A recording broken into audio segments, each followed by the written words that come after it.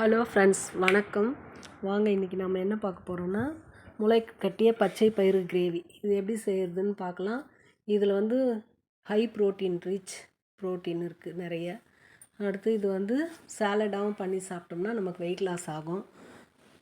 அடுத்து ஒரு கேரட்டு, வெங்காயம் எல்லாம் துருவி போட்டு இதை அரைச்சிட்டு அடையாகவும் தட்டி சாப்பிட்லாம். எப்படி வேணாலும் இதை சாப்பிட்லாம். பாருங்கள், பார்க்கறதுக்கு எப்படி அழகாக எவ்வளோ சூப்பராக இருக்குது பாருங்கள். வாங்க இது எப்படி செய்யறதுன்னு பார்க்கலாம். கிரேவி நான் ஒரு 100 கிராம் பச்சை பயிறு எடுத்துக்கிட்டேன். அதை குக்கரில் வச்சு 3 விசில் வச்சு எடுத்துக்கலாம். அடுத்து இந்த கிரேவிக்கு தேவையான பொருட்கள் என்னென்னு பார்க்கலாம். 2 வெங்காயம், 2 தக்காளி, 10 பல் பூண்டு, ஒரு துண்டு இஞ்சி, கொத்தமல்லி, கருவேப்பிலை, 2 பச்சை மிளகா, ஒரு உருளைக்கிழங்கு, 2 கத்திரிக்காய். அடுத்து இஞ்சி, பூண்டு, தக்காளி 3ஐயும் போட்டு நம்ம பேஸ்ட்டாக அரைச்சி எடுத்து வச்சுக்கலாம். அடுத்து ஒரு குக்கர் வச்சுட்டு 4 ஸ்பூன் எண்ணெய் விட்டுட்டேன். எண்ணெய் விட்டு கடுகு பொரிஞ்சதும் நம்ம கிரேவிக்கு தேவையான வெங்காயம் போட்டுடலாம். பாருங்கள், வேக வச்சு இப்படி தான் இருக்கும். நல்லா மசிய வெந்து போயிருக்கு. கிரேவிக்கு தேவையான உப்பு, 2 வெங்காயம் போட்டு நல்லா வதக்கிடலாம். வெங்காயம் வதங்கினதும் அதில் நம்ம இஞ்சி, பூண்டு, தக்காளி அரைச்சி வச்ச பேஸ்ட்டு நம்ம இதில் ஊற்றிடலாம். ஊற்றிட்டு இதுலேயே நம்ம உப்பு போட்டுடலாம். இன்னும் தக்காளி வதங்கிறதுக்கும் இந்த கிரேவிக்கும் தேவையான அளவு உப்பு போட்டுட்டு வதங்கட்டும்.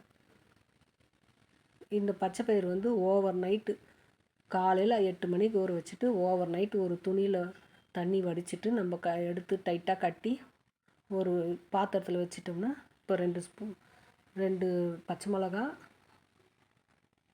கத்திரிக்காய், உருளைக்கிழங்கு போட்டு நல்லா வதக்கிடுங்க. இந்த கிரேவிக்கு தேவையான அளவு garam masala 1/2 spoon, 3 spoon மிளகாப்பொடி, 1/2 spoon மஞ்சள் பொடி போட்டு நல்லா கிளறிடுங்க. நல்லா மிக்ஸ் பண்ணிவிட்டு இப்போ நம்ம வேக வச்ச பச்சை பயிறு எடுத்து இதிலே ஊற்றிடலாம். ஊற்றிட்டு 3 விசில், குக்கர் போட்டு 3 விசில் வச்சுருங்க.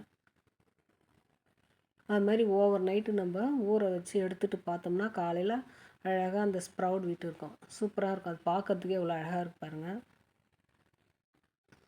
இப்போ முந்திரி 5, தேங்காய் 2 பீஸு, சோம்பு 1/2 ஸ்பூன் போட்டு நல்லா பேஸ்ட்டாக அரைச்சி எடுத்து வச்சுருங்க. அடுத்தது கிரேவி 3 விசில் வச்சு எடுத்துட்டேன்.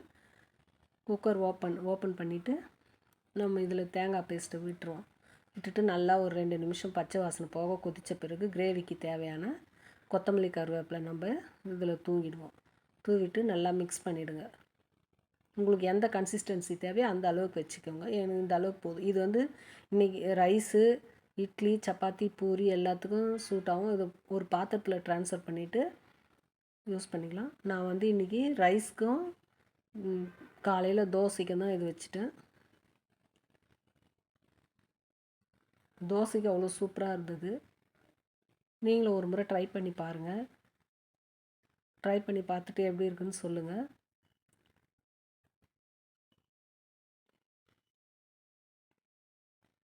நல்ல சுட சுட 2 தோசை வச்சு கிரேவி வச்சு நல்லா தொட்டு சாப்பிட்டோம்னா அவ்வளோ சூப்பராக இருக்கும். மதியம் லஞ்சுக்கு ரைஸு, ரசம், இந்த பச்சை பயிறு கிரேவி. அவ்வளோதாங்க ஃப்ரெண்ட்ஸ். வீடியோ பிடிச்சிருந்தா லைக் பண்ணுங்கள், ஷேர் பண்ணுங்கள், கமெண்ட்ஸ் பண்ணுங்கள். நான் டேஸ்ட் பண்ணி பார்த்துட்டு எப்படி இருக்குன்னு சொல்கிறேன். சூப்பராக இருக்குது ஃப்ரெண்ட்ஸ். நீங்களும் ட்ரை பண்ணி பாருங்கள். பாய்.